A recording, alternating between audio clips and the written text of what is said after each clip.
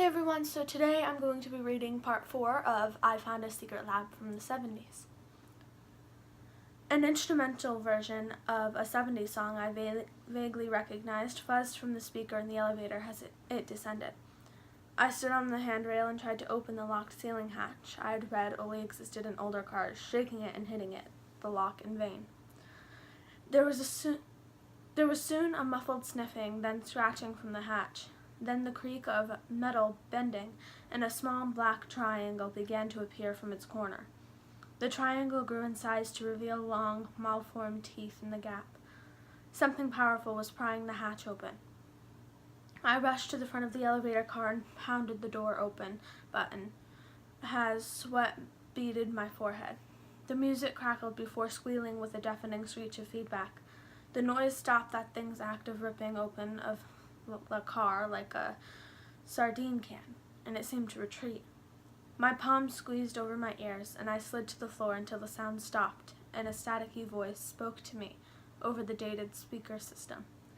"Listen, you are in very serious danger," the voice spoke as I looked up to see long fingers like articulated drumsticks emerge from the shadow. I watched helplessly as they reached from the back opening and returned to prying the roof hatch open. I yelled for help, asking for the man to make the noise that seemed to repel the thing. But it was clear the speaker was merely that, a speaker. There was no phone or any intercom device, just open, close, and the two floors. I was trying to figure out how to make a last-ditch makeshift weapon. The elevator stopped and the doors slid open. I looked out in utter confusion, trying to understand what I was just looking at. There was a road separating two rows of housing that extended into the space. Under an eerie domed ceiling that was painted, and it was like a sky. More rows of housing until the streets continued to my right. It was like an overly exaggerated nuclear family suburb with actual white picket fences and AstroTurf lawns. All of the small houses were Easter egg colors, throwback ranch homes from a different era. I picked out of the elevator, feeling the bounce of the black rubber street beneath my boots, and I hurried to the first house. Peering in the windows, it was dimly lit, but appeared to be vacant, and I rushed in the door, which was unlocked, twisting the lock as I heard the metal clang of that thing from the elevator roof landing on the floor of the car. I kept as silent as possible, as the long, horrid shadow of the thing walked by the window to my side. My back was to the door, and I stared at the overlapping colored ovals of the wallpaper that opened to a small kitchen. I then noticed the mirror on the wall that revealed a view of outside, the window behind me, and I finally saw that thing from the elevator. It was horrific, tall, and bony, with multiple rows of elongated human teeth spilling out over each other from a massive, gummy mouth under wide, white eyes. The nose was a small bump above two flaring black slits on the jagged-cheeked face. I realized that if I could see it, it could see me, and I stayed as still and as silent as possible, when a squeal rang out from the speaker system, scaring the thing that ran deeper into the development. The voice crackled on the speaker as the man spoke again. "If you're alive, you need to listen closely. If you want to stay that way," the man spoke. "The area you are in was built to house our clients in case the anti-radiation treatment went wrong, which it did. I'm the only one left maintaining this place, but I'm close to making it right again. I'm sure of it this time," he said. I realized he must be insane if he thought he could fix anything about this zoo of nightmares. I crept on the olive green shag carpet towards the kitchen as silently as possible. I was getting farther from the door, but could still hear him on the announcement speakers of the enormous fallout shelter. I looked out the kitchen window that was fixed to the massive outer chamber wall. It was like a cut-out display that emulated depth with a layered set of photos of rolling hills and trees. I shook my head and reached down to open the kitchen drawers, removing a steak knife I found inside. "Use the maintenance hatch labeled A13, just a bit forward to the left. You really shouldn't have unlocked that door," the voice said gravelly. I gripped the knife and slowly walked to the window, looking out to the street, seeing some emaciated form climb out of a window on one of the houses.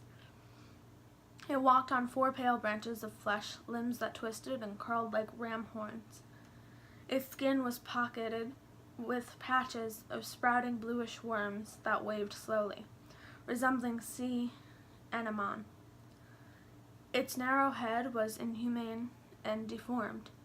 Squeezed in odd places like a tied roast, the head contained one bulging eye and two quivering circular red orifices underneath, one pea-sized that widened as it sniffed the air, one larger and lined with small, sharp teeth.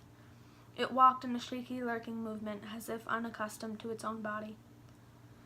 I almost felt sorry for whoever that had once been, until I saw it heave and vomit a red splash of bones to the astroturf grass it stood on. It raised its head and choked up a deep bark of sorts, pacing in twitchy, awkward steps.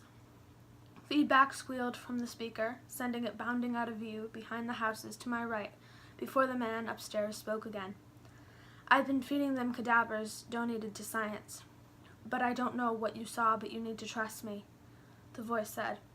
Their body seems to crave only proteins. They now lack in their current forms, he continued. I mostly believed him, but I've never crossed a bridge that was half completed. I slowly exited the first house on the left, observing the space, noting ladders mostly encased in cement tubes in the far end of the street, and one hatch on the left, between the houses near me in that faux suburban nightmare. The massive space was beyond surreal, magnifying my fear with its attempt to stimulate a pleasant town. From the world above, a plastic community filled with horrific monstrosities that ate human flesh.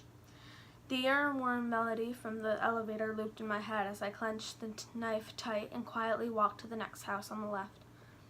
I looked in the window to see a bloated head smishing against the glass, fat as a large pumpkin whose flesh stretched so much that only red tissue was visible in the holes of a human face inflated by tumorous growth.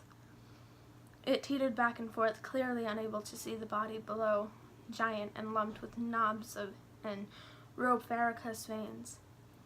I wasn't taking any chances going in there. It was alive and therefore clearly able to eat. I continued to the third house on the left, nearly jumping out of my skin at some deep, rattled, animalistic yell that seemed to come from my right. I rushed into the house and shut the door quietly, gripping the knob tightly with fear as I looked out of the window. Seeing no movement, I then heard a dragging sound from behind me that made the hairs on my neck stand on end. I turned to see the manic, smiling pretty face on a bald human head, sliding on the floor towards me. Her wide, staring eyes looked straight at me above a normal nose and a toothy mouth shivering in spasm.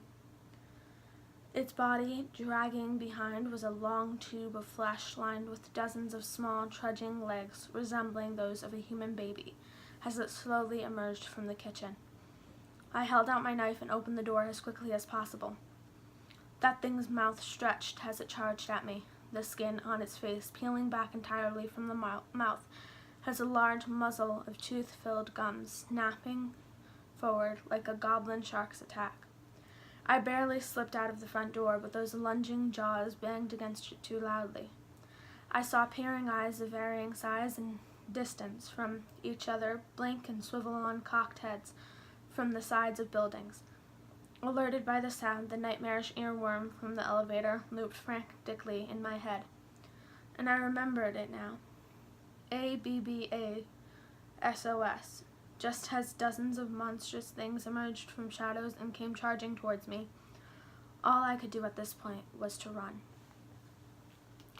Okay, so that's the end of part 4. Part 5 will be next Monday, sticking to my schedule.